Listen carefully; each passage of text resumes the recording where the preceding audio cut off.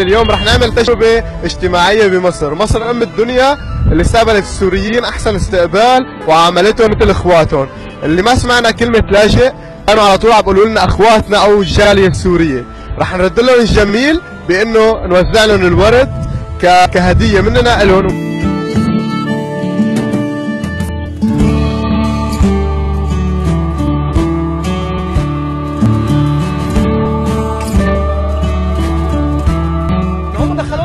الفتولة والتبولة والمربولة والفتوش محلات اكل.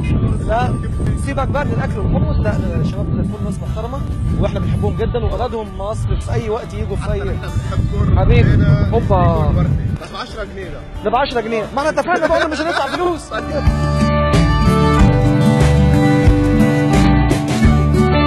انا حبيت اشكر المصريين على حسن الضيافه وحسن المعامله اللي نحن شفناها هون بمصر، فحبيت اهديهم ورده. هذا اقل شيء نحن بنقدر نعمله. اشكرك. وبعدين انت لا شكر على واجب، ده واجب علينا احنا كمصريين ان احنا نرحب باهلنا واصحابنا واخواتنا واهلنا. فعلا هو اختصار الموضوع، اهلنا من اهل سوريا جايين بيتهم الثاني هي مصر، فما فيش شكر على واجب ابدا. انا لقيت الشعب السوري شعبي طيب، بنحبهم كاخواتنا في العرب. كلنا عرب، كلنا اخوه في الاسلام، لا فرق بين سوري ومصري، كلنا اخوات وهم ناس طيبين للغايه.